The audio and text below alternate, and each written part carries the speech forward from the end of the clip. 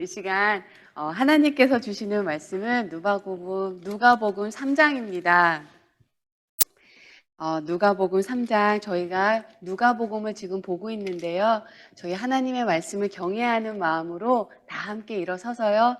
누가복음 3장 1절부터 20절까지 제가 봉독하겠습니다.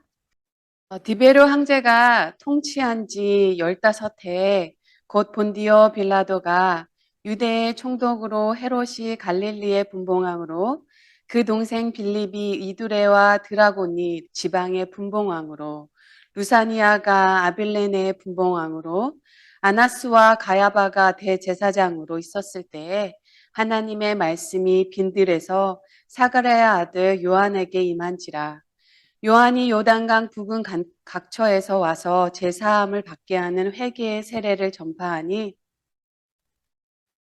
선지자 이사야의 쓴 책에 쓴 바 광야에서 외치는 자의 소리가 있어 이르되 너희는 주의 길을 준비하라. 그의 오실 길을 곧게 하라. 모든 골짜기가 메워지고 모든 산과 작은 산이 낮아지고 굽은 것이 곧아지고 험한 길이 평탄하여질 것이고 모든 육체가 하나님의 구원하심을 보리라. 함과 같으리라. 요한이 세례를 받으러 나와오는 무리에게 이르되 독사의 자식들아 누가 너에게 일러 장차 올 진노를 피하라 하더냐. 그러므로 회개에 합당한 열매를 맺고 속으로 아브라함이 우리 조상이라 말하지 말라. 내가 너에게 이르노니 하나님이 능히 이 돌들로도 아브라함의 자손이 되게 하시리라. 이미 도끼가 나무 뿌리에 놓였으니 좋은 열매를 맺지 아니하는 나무마다 찍혀 불에 던져지리라. 무리가 물어 이르되 그러면 우리가 무엇을 하나이까? 대답하여 이르되 옷 2벌이 있는 자는 없는 자에게 나눠줄 것이요 먹을 것이 있는 자도 그렇게 할 것이라 하고 세례들도 세례를 받고자 하여 와서 이르되 선생이여 우리는 무엇을 하야 하리까 하매 이르되 부과된 것 외에는 거두지 말라 하고 군인들도 물러 이르되 우리는 무엇을 하리이까 하매 이르되 사람에게서 강탈하지 말며 거짓으로 고발하지 말고 받는 급료를 족한 줄 알라 하니라.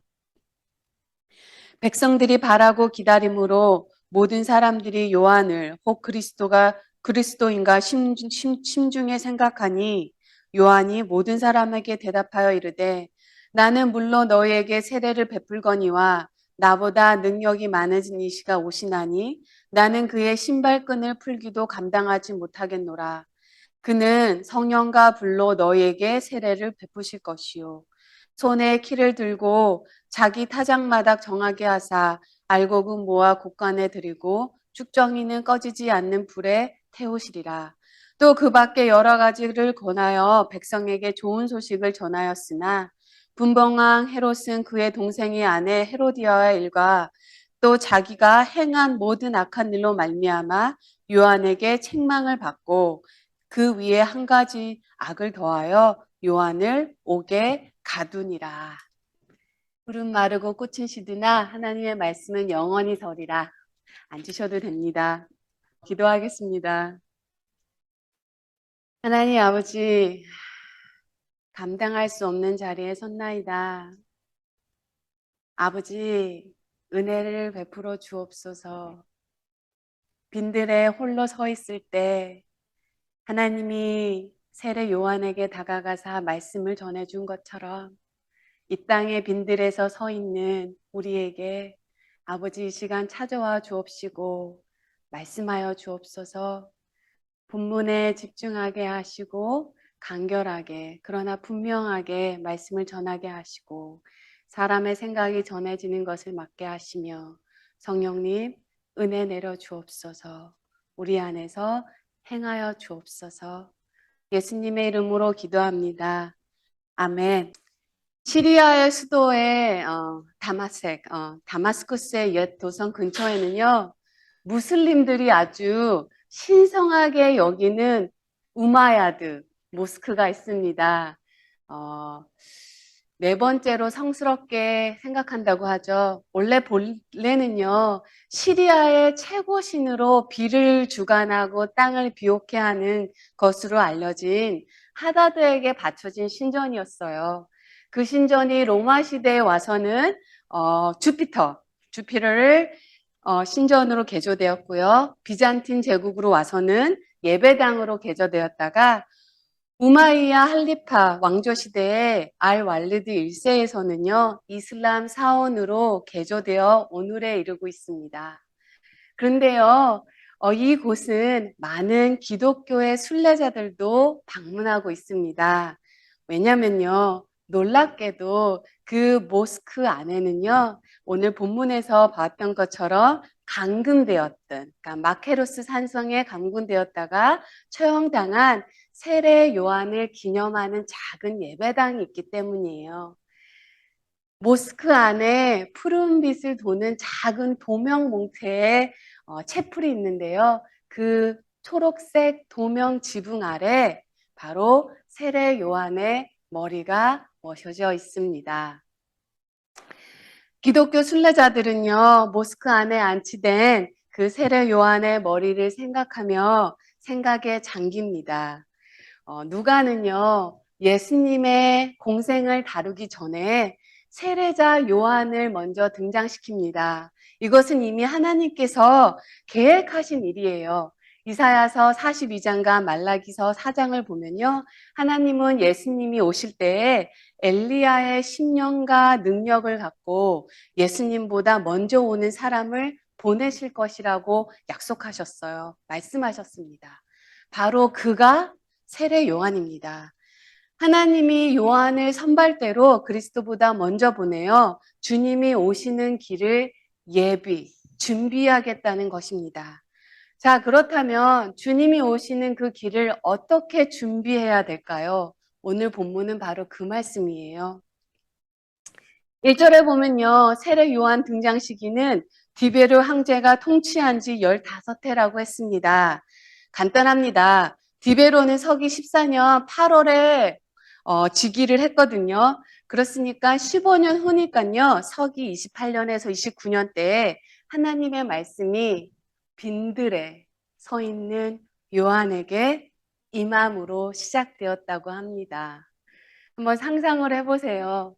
민들레 홀씨같이 혼자 떨어져서 그 빈들에 서 있을 때 하나님의 말씀이 내 가슴을 울립니다. 하나님의 말씀이요, 빈들에 있는 요한에게 임했다고 해서 신학 교수이자 목사님이시는 차정식 교수님은요, 빈들에 찾아오신 하나님이라는 책을 내셨어요. 정말로 책 제목이 너무 좋더라고요. 요한이 태어난 때와 엘리야 선지자가 사역했던 때는요, 모두 영적으로 암울한 시대였습니다. 그런데 우리가 가만히 생각해 보면요, 엘리야 선지자가 있었을 때도 그렇고 요한도 그렇고요, 하나님을 한 번도 완전히 떠난 적은 없습니다. 이스라엘 백성은. 엘리야 선지자 때 사역했을 때 이스라엘 자손은 아합 왕과 이세벨의 왕비의 우상 숭배 정책과 동시에 하나님을 같이 섬겼어요. 그래서 이 하이브리시 된 거죠.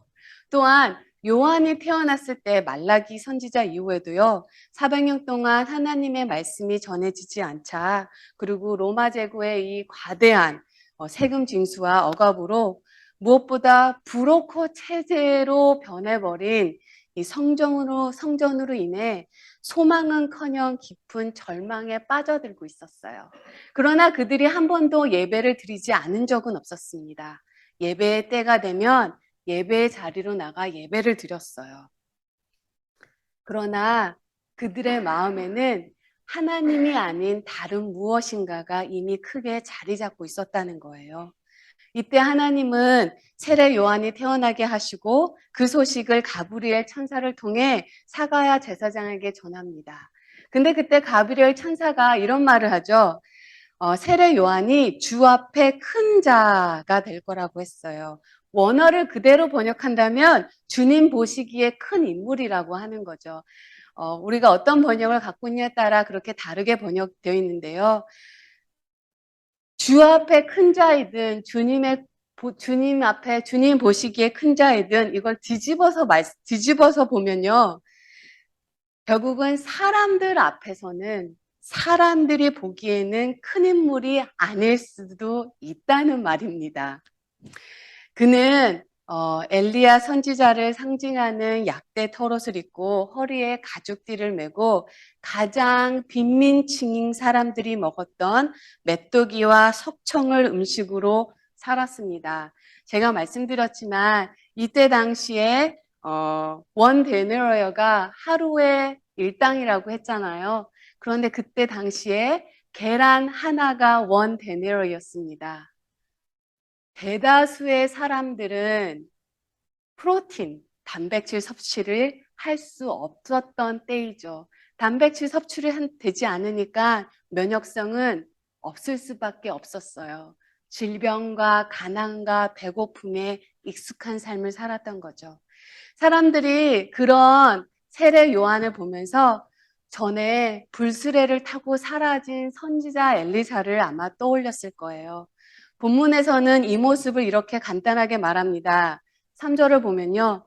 요한이 요단강 부근 각처에 와서 제사함을 받게 하는 회개의 세례를 전파하니 선지자 이사야 책에 쓴 바 광야에서 외치는 자의 소리가 있어 이르되 너희는 주의 길을 준비하라. 그의 오신 길을 곧게 하라. 모든 골짜기가 메워지고 모든 산과 작은 산이 낮아지고 굽은 것은 곧아지고 험한 길은 평탄하여질 것이요. 모든 육체가 하나님의 구원하심을 보리라 함과 같으니라.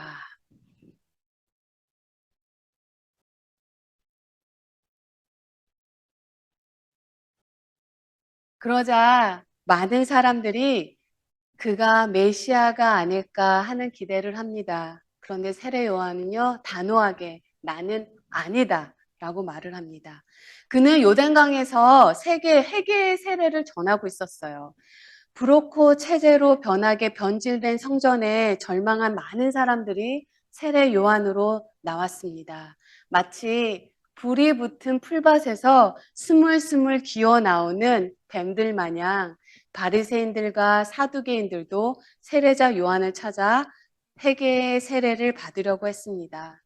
하지만 세례 요한은 그들의 사회적 신분, 종교적 신분 따위는 아랑곳하지 않고 그들을 향해 독사의 자식들이라고 듣기에도 민망한 말을 퍼부었습니다.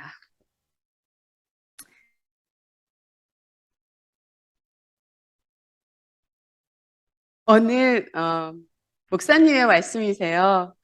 어, 고백하시기를 예수님이 자기를 바보로 만들었다고. 젊었을 때 너무 이 정의가 정의로워서 교회에 이렇게 있는데 어느 한 장로님께서 대표 기도를 드릴 때는 죄인을 용서하여 주옵소서 막 기도를 하시는데 내려온 다음에는 그 모습이 너무 왕이 군림하는 모습 같았대요. 그래가지고 모든 사람들 앞에서 장로님이 왕이십니까? 라고 말을 했다고 합니다. 그 바리새인들, 가장 경건하다고 자부심을 갖고 있던 그들에게 독사의 자식들아, 누가 너희에게 일러 장차 올 진노를 피하러 하노라. 정말로 이 독사의 자식들, 이 거침없는 그의 말에 지도자라는 자부심, 경건하다는 자부심을 먹고 사는 사람들은 적대감을 품고 돌아섰을 것입니다. 그러나 그런 세례 요한의 말에 가슴이 찔린 사람들은 몸을 낮추고 마음을 낮추어 세례를 받았을 것입니다. 세례 요한이 말합니다. 8절에서 그러므로 회개에 합당한 열매를 맺고 속으로 아브라함이 우리 조상이라 말하지 말라. 내가 너에게 이르노니 하나님이 능히 이 돌들로도 아브라함이 자손이 되게 하시리라. 이미 도끼가 나무 뿌리에 놓였으니 좋은 열매를 맺지 않은 나무마다 찍혀 불에 던지리라. 요한은요, 세례를 받으려고 온 유대인에게 열매를 맺지 않으면 유대인도 심판을 받으므로 선민임을 자랑하지 말고 회개에 합당한 열매를 맺으라고 합니다. 요한은 도끼가 나무 뿌리에 놓였다는 말로 심판의 임박을 예고합니다. 요한은 말합니다. 중요한 것은 나무의 종류가 아니라 열매를 맺느냐의 여부라는 거예요. 회개의 열매를 맺으라. 회개라는 말의 그 의미는요, 자기 자신을 주인으로 삼았던 삶에서 하나님을 주인으로 삼는 삶으로 바꾸는 것이 회개입니다. 그리고 자신을 주인 삶을 삶이 아니라 하나님을 주인 삶을 모습을 세례 요한은요, 11절에서 14절에서 이렇게 말합니다. 이렇게 나열합니다. 자, 내 삶의 주인이 내가 아니고 하나님이 내 삶의 주인이 된 사람의 삶은 어떨 것 같습니까? 한번 상상을 해보세요. 세례 요한은 이렇게 말합니다. 우리가 11절부터는 함께 좀 읽어봤으면 좋겠어요. 14절까지. 대답하여 이르되 옷 두 벌 있는 자는 옷 없는 자에게 나눠줄 것이요. 먹을 것이 있는 자도 그렇게 할 것이라 하고 세례들도 세례를 받고자 하여 와서 이르되 선생님이여 우리는 무엇을 하리까 하매 이르되 부가된 것 외에는 거두지 말라 하고 군인들도 물어 이르되 우리는 무엇을 하리까 하매 이르되 사람들에게 강탈하지 말며 거짓으로 고발하지 말고 받은 급료를 족한 줄 알라. 세례 요한에게 의사인 저는 어떻게 해야 되겠습니까? 라고 물어보면 무엇이라고 대답했을 것 같습니까? 직장인이, 사업가가, 아버지가, 간호사가, 목사가 저는 어떻게 살아야 됩니까? 라고 물어보면 세례 요한이 어떻게 대답했을까요? 정말로 요한은요, 그저 속옷 두 벌을 가진 사람은 없는 사람에게 나눠주고 먹을 것도 그렇게 하고 세리들은요, 사실 세리는 로마 제국의 힘을 등에 업어 과대 중수로 같은 민족의 피를 빨아먹는 사람이었어요. 사람들이 그들은 등에 업은 그 로마의 힘으로 인하여 뭐라고 말은 할 수는 없었지만 그들을 아주 혐오했습니다. 그런데 세례 요한은요, 그들에게 세례 일 그만하라고 하지 않았습니다.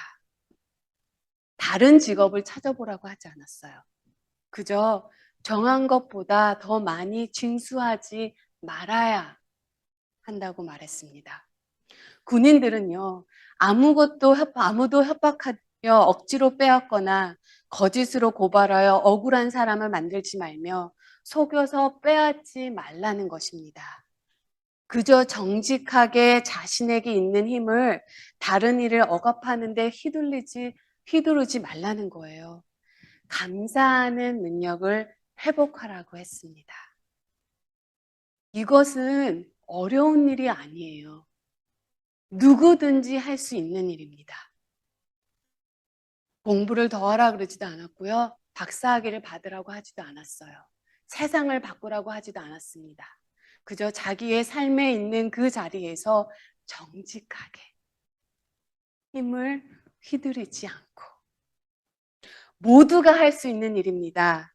그러나 모두가 하지는 않습니다. 마음의 문제인 거예요. 더 가지려는 욕망과 더 지배하려는 욕망. 어쩌면 그들은요, 자기도 모르게 기득권을 노리는 집단으로 전락하고 만 것인지도 모릅니다.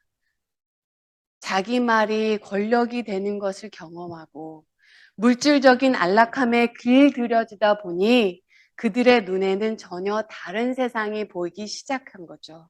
한마디로 말해 마음의 가난함이 사라진 것입니다. 그런 그들에게 예수님은 찾아가 심령이 가난한 자는 복이 있나니 라고 말씀하셨습니다. 피에르 신부님, 우리 프랑스의 피에르 신부님은요, 마음이 가난하다는 말을 되게 새롭게 해석하셨더라고요.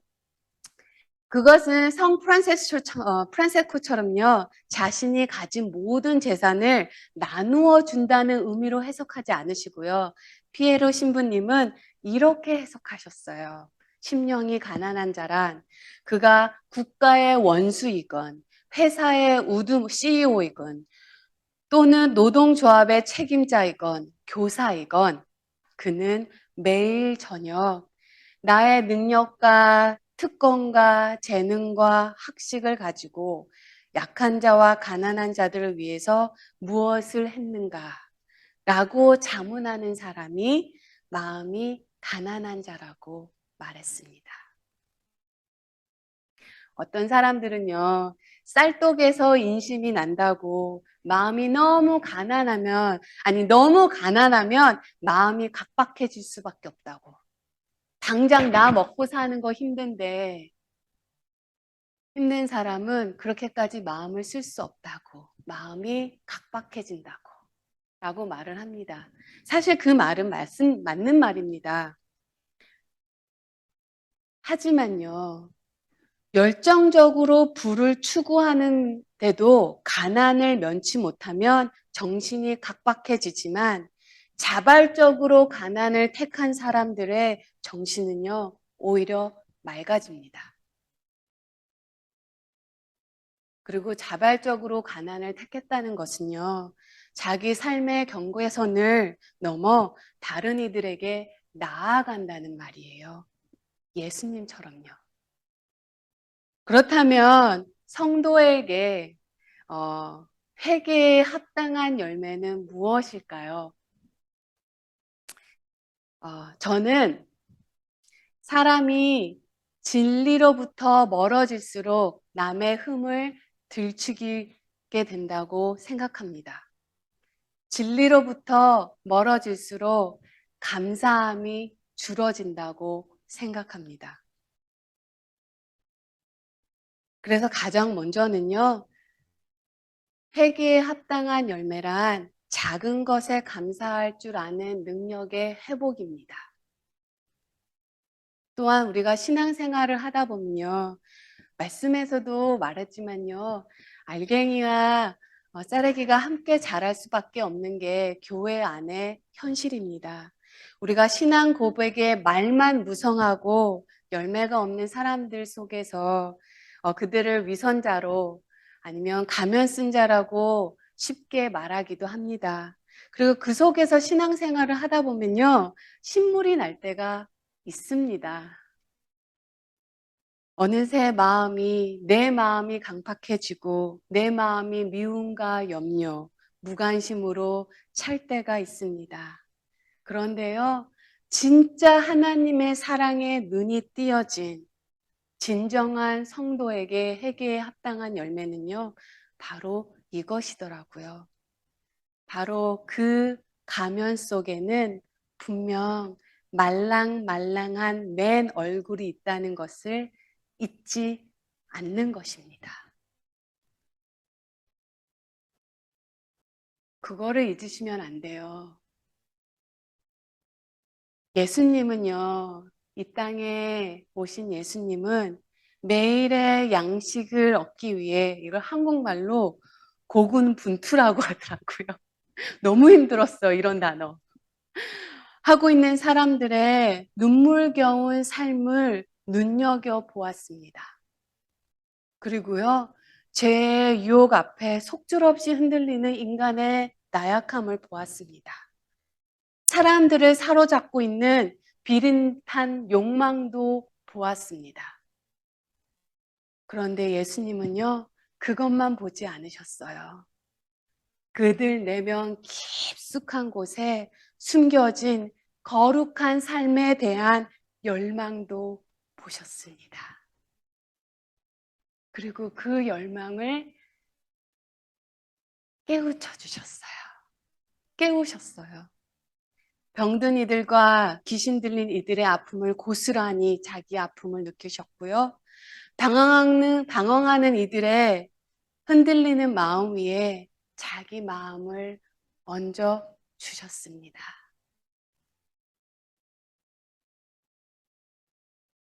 여러분, 힘 있는 자는요, 자신이 가진 힘을 부당하게 사용할 수 있다고 합니다. 모든 사람이 그렇다고 해요. 그런데, 그리고 또 모든 사람은 힘이 있습니다. 여기 가운데 저는 힘이 없어요. 아무 힘이 없어요. 라고 말할 수도 있는데요. 힘없는 사람은 없습니다. 아무리 힘이 없어도요, 어린 자녀 앞에서 부모는 힘이 있습니다. 아무리 힘이 없어 보여도요, 건강한 자는 건강하지 않은 자에게 힘이 있어 보입니다. 주인은 종업원에게, 교수님은 학생들에게 힘이 있습니다. 누구나 정도의 차이는 있지만 힘이 있습니다. 그래서 부모는 자녀를 부당하게 할 수 있고요. 상사는 부하 직원을, 강한 자는 약한 자를, 가진 자는 가지지 않은 자에게 부당하게 할 수 있습니다. 그래서 우리가 정말로 스스로를 돌아다 보아야 합니다. 나는 내가 가지고 있는 이 힘으로 무엇을 하고 있는지. 피에로 신부님은요, 힘에 대해서 또 이렇게도 말씀하셨어요. 세 사람이 있는데 가장 힘센 자가 가장 힘없는 자를 착취하려고 할 때 나머지 한 사람이 내가 나를 죽이지 않고서는 이 힘없는 자를 아프게 하지 못할 것이다 라고 단호하게 말할 때 하늘나라는 이미 이곳에 있다.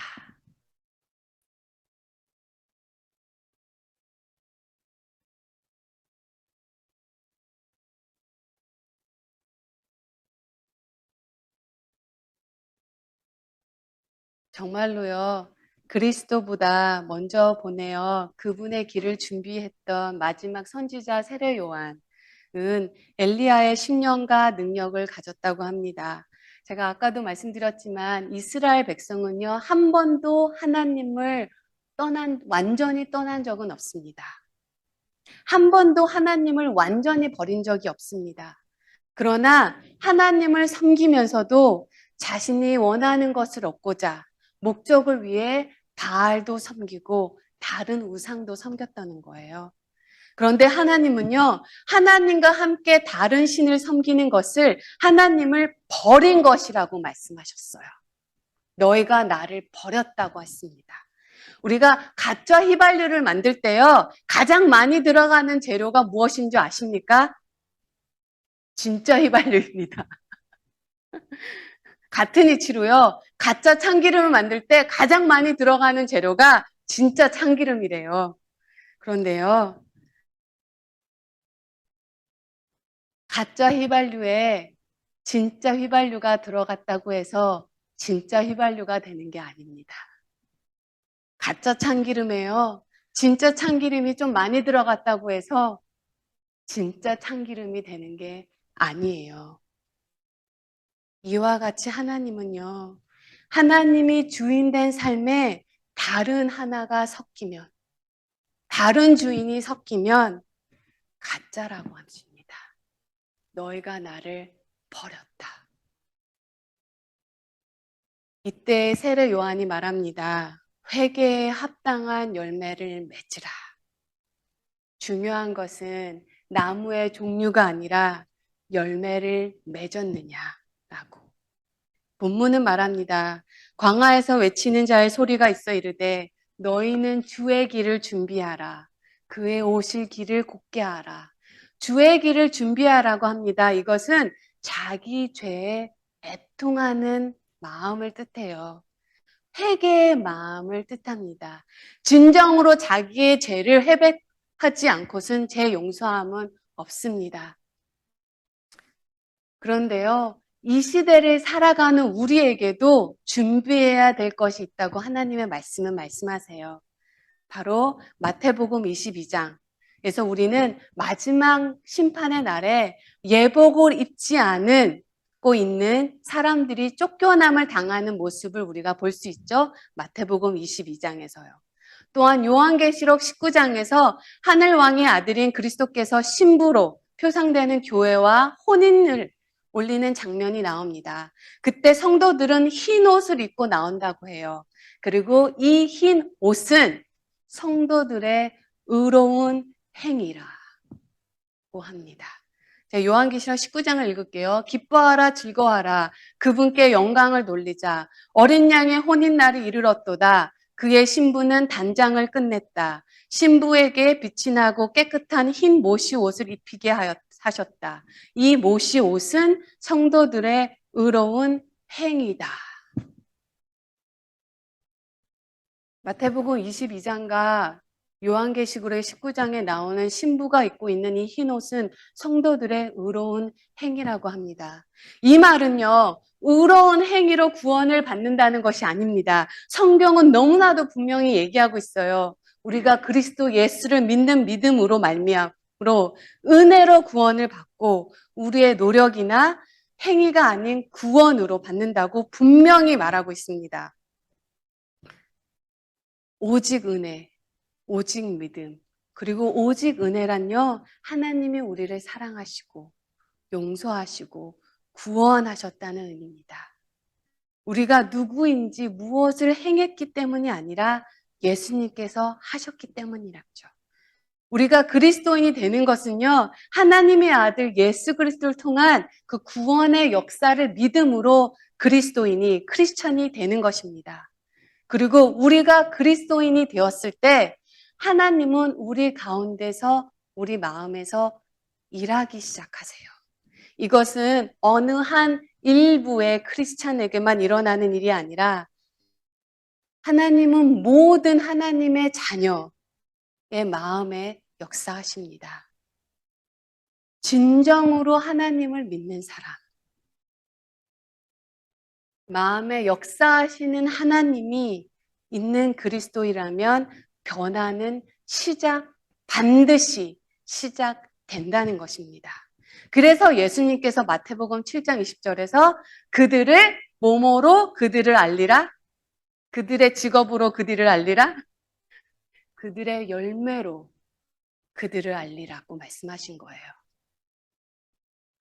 만일 제가요, 여기 나무가지 하나를 가지고 왔다고 해요. 나무가지 하나, 아니면 나무 조각 하나를 가지고 와서 이게 어떤 나무일까요? 라고 물어보면 아마 여기 계시는 대다수의 성도님들은 최재경 집사님만 빼고는 대답하시지 못하실 것입니다. 그런데요, 제가요, 사과가 달려있는 나무가지를 가지고 와서 이게 어떤 나무일까요? 라고 물어보면 모든 성도님께서 대답하실 수 있으실 거예요. 사과나무요. 왜죠? 사과가 달려있으니까요. 이와 같이 사과가 열렸기에 사과나무가 되는 것이 아닙니다. 사과나무이니까 사과가 열리는 거예요. 그게 회개에 합당한 열매입니다. 우리가 오해하고 있는 것이요, 이 세상에 사는 것이 영원한 천국에서 사는 생활과 다를 것이라고 생각해요. 여기서는 내 삶의 주인이고 천국 가면 하나님이 주인인 삶 살게 되고, 여기서는 싸우지만 천국 가면 사랑하게 살게 되고, 여기서는 죄 지면서 살지만 천국 가면 천사같이 살게 되고, 여기서는 슬프게 살지만 천국 가면 기쁘게 살게 될 것이라고 생각합니다. 그런데 그렇지 않다는 거예요. 한국 사람은요, 미국에 살든 유럽에 살든 일본에 살든 한국 사람은 한국 사람처럼 살아요. 그렇죠. 이와 같이 천국 백성은요, 미국에 살아도 일본에 살아도 한국에 살아도 천국 백성은 천국 백성처럼 삽니다. 사랑하는 성도 여러분, 사과가 열리기 때문에 사과나무가 되는 게 아닙니다. 사과나무이기 때문에 사과가 열리는 것입니다. 하나님이 내 삶의 주인 되셨기에 그에 합당한 삶을 살게 되는 것입니다. 기도하겠습니다.